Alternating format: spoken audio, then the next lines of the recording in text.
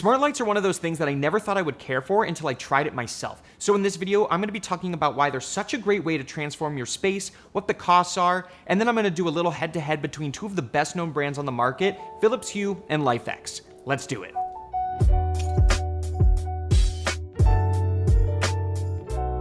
So first off, why would you even want to add smart lighting to your space? So there's a number of great reasons, but for me, it comes down to a few key things. So the number one reason for myself has been ambiance. The ability to create ambient mood lighting depending on the vibe has contributed so much to my ability to unwind. You can set the dimming and color to exactly what you want it to be. For example, keeping just the right amount of light for a movie night, gaming, or reading a book helps separate myself from the workday and immerses me in what I'm doing. Creating a cool light setup for listening to a record and kicking back adds a whole new level of relaxation. But it's not just about ambiance, it's also improved my sleep routine dramatically. So studies have shown how important it is to be woken up by sunlight as your body gets accustomed to the morning. Nobody likes being woken up by an alarm in deep sleep. So I've set up a system where my lights turn amber at night, which helps generate melatonin and gets me in the right mindset for dozing off to sleep. After reading a little bit, I can just tell my smart device to turn off the lights and doze away without lifting a finger. In the morning, the lights turn on about 20 minutes before I want to wake up and slowly fade into brightness, simulating the sunrise. This has made waking up so much more manageable for me, especially since I like to get an early start and the sun can't always be counted on. There's other added benefits too. As mentioned before, it's kind of fun to control the lights with your voice if you link it to a smart device. And also the lights last way longer than real bulbs. Like LIFX is rated for 23 years. They also won't get nearly as hot as a regular bulb. Now I can go into way more detail about the benefits of smart lighting. If that's something you want to see, let me know down below the like button in the comment section. But right now I want to jump straight into the head-to-head.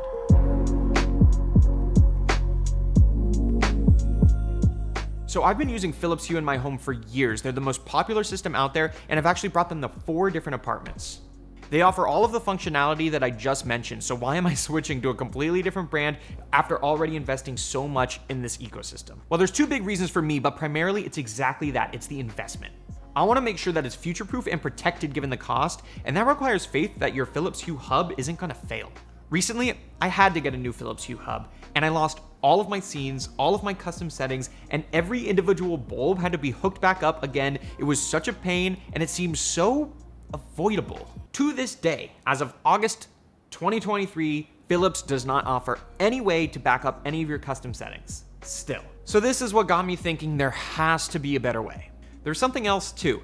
You may have noticed that some of the footage so far has had this weird flicker effect going on. Not to get too technical, but this is because they have a really low flicker rate and it screws with cameras. And while there are a lot of other smart lighting solutions of varying price points out there, their apps are finicky and none seem to offer the full suite of modern and intuitive app design and products the way Hue has always offered. So after researching and testing a whole bunch, I stumbled upon LIFX and realized that they offer solutions to both of these problems. LIFX seems to have the same standard for quality that Hue has had over the years, but as mentioned before, 2 key benefits over Hue. First off, there's 0 flicker with these things. Fun fact, all of my videos prior to this one were actually shot in 25 FPS. I had to change like a whole bunch of settings on my camera just to avoid that flicker issue, and it got very annoying. Secondly, the fact that I no longer need to have a hub hooked up in order to use my lights means I'm dependent on one less piece of tech. And the mental security of knowing my smart settings are not tied to this physical device anymore is so reassuring.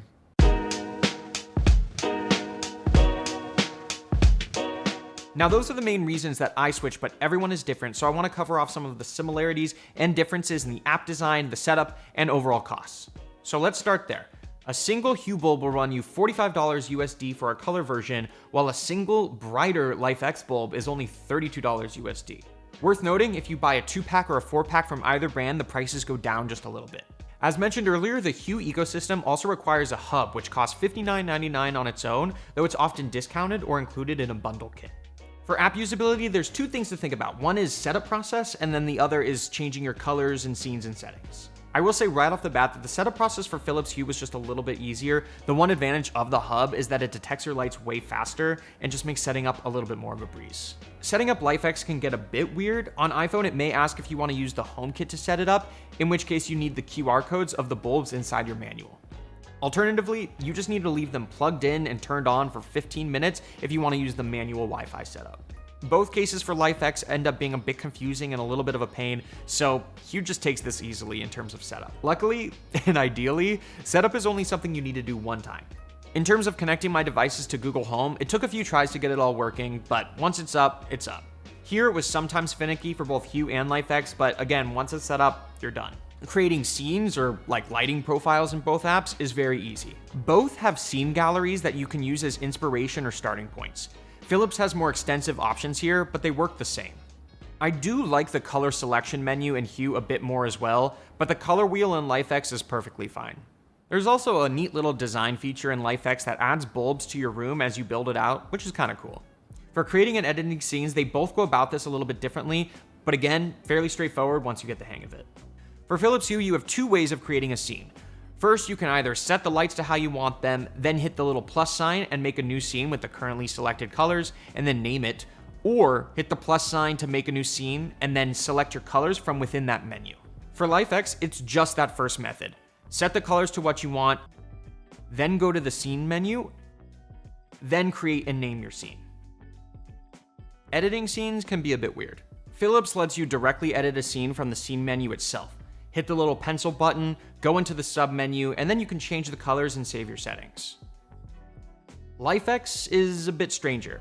You have to activate the scene you want to edit, then go over to the color tab, make the changes you want, then go back to the scene menu and hit update.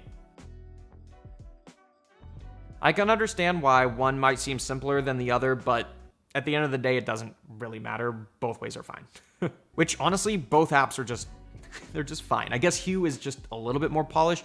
They each have their own way of going about things. Sometimes it can be a tad clunky, but they're still both light years better than most of like the budget competitors. And once you figure it out the first time, it's pretty easy from there. Most importantly, once you're happy with your scenes, you're just done. Like I said earlier, I'm just using voice commands or scene selection to quickly change lighting. It's not like I'm in the apps all day just messing with minute color details. Once I'm set up, I just set it and forget it.